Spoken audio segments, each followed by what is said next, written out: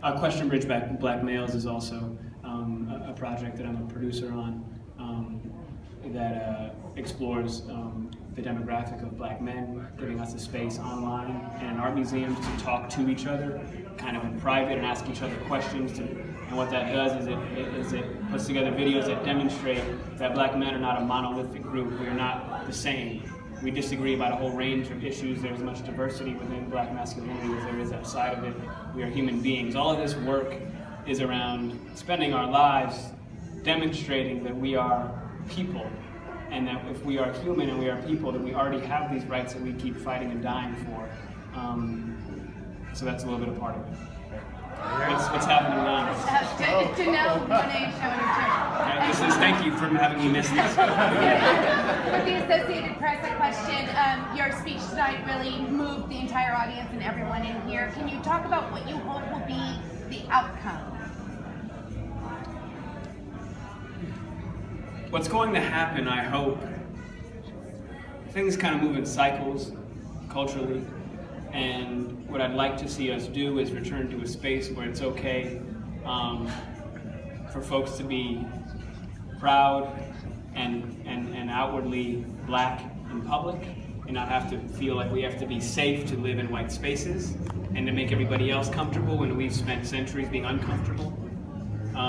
That at times there's a little bit of time to shed that fear, and if you see other people stepping out and putting themselves at risk, as people consistently suspect that's what I'm doing, to be themselves and to address issues, we're not the ones attacking. We're not attacking folks. People are attacking us and getting away with it. So we're trying to. I do think that if folks get more comfortable, and you're seeing it, people are getting more comfortable being political.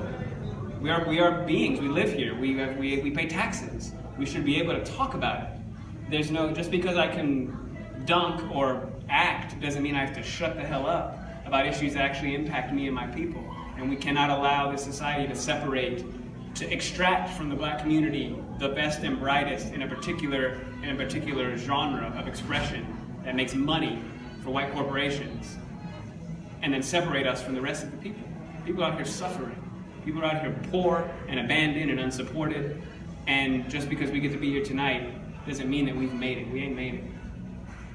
I got a question. I got last question right here. I'm just wondering, you have an audience who is the media. In your sort of feedback in watching how race is covered in America, what is the media getting right? What are they getting wrong, in your opinion? Well, something that the question was about the media and what they're getting right and wrong. I think that the word, the media, has changed, right? The media kind of means anything now, and if I can do a back in my day moment, I mean, I do remember there's kind of a fair and reasonable presumption that if things are on the news, they have some root in truth. That's no longer true, right? Fox News can just have people that lie every 13 seconds. So it's just opinion. It's just opinion all day, every day. But I think that there are, MSNBC has a bunch of incredible people that do. Lawrence O'Donnell does great work.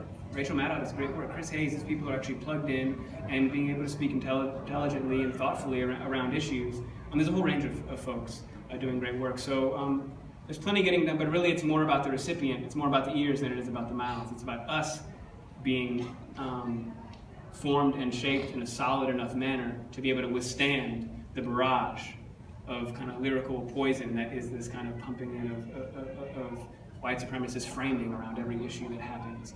So until we start learning our history and the history of this country, we're going to be susceptible to this, what's happening. I think I got it. Thank you. Thank you, guys.